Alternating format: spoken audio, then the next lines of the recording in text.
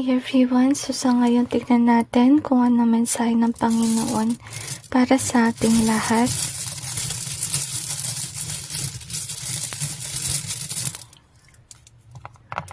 Maraming bumabagabag ng iyong trabaho. So you got do your best. We also have betray in reverse. We also got this one.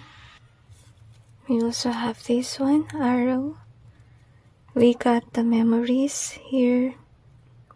So, kung sino man yung balak mag-betray, itong taon na to parang tina-target niya yung memories kasi nakaturo yung arrow dito.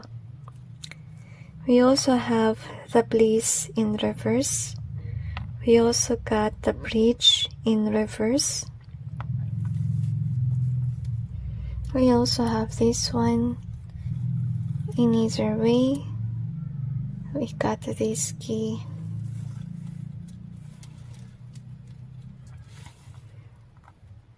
Toxic and also guilt. So, gusto sabihin ng Panginoon na in your work, do your best. Huwag mo nalang pansinin itong mga umaatake sa'yo. So, isa rin sa dahilan dahil ginawa kang busy ng Panginoon. Yung dahilan nun is dahil may mga toxicity sa paligid. At ayaw ng Panginoon na malihis ka na landas. Kasi, kapag nalihis ka na landas, meron kang hindi ma-unlock. And if ever, yung mga toxic na tao na yan, ginagawa kang guilty kasi hindi mo sila pinapansin, kasi hindi ka nagpapadala sa mga sinasabi nila, pipilitin ka nila maging guilty. Pero sinasabi ng Panginoon, huwag ka maging guilty. Because you're trying the best that you can in your life. Kasi I feel here na meron nang bumabati ko sa'yo. Parang pinipigilan ka magkaroon ng bliss. Naglalagay sila ng mga, let's say, mga bridges or hadlang para malito ka sa iyong buhay. And God does want you to be cautious about it. So, isa sa dahilan ba't ka ginawang busy kasi yun nga, may gumagambala sa'yo behind the scenes. So, wonder why sa iyong reading, before I begin, a lot of noises has happened at ngayon naman mga tahol na aso.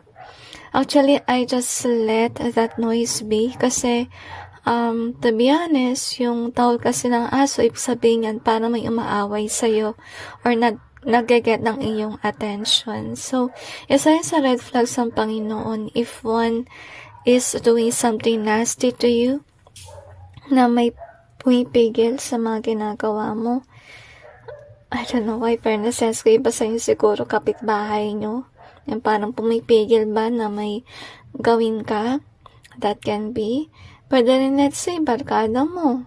Or basta kakilala mo na alam nila may work ka, pero pinipilit nila na, speaking of noise, okay, so yun ang nabanggit ko sa inyo kanina na tinatry nilang i-disrupt yung iyong work by those nasty things that's been happening. So mag-ingat ka sa mga ganyan tao na non-stop na nanggugulo. So kaya maging busy lang kayo sa work, huwag niyong hayaan na yung noise or anything igambala ka sa iyong ginagawa, okay? So anyway, that's it with regards to today's message. I hope that this may give you some insight and awareness, and God bless all of you.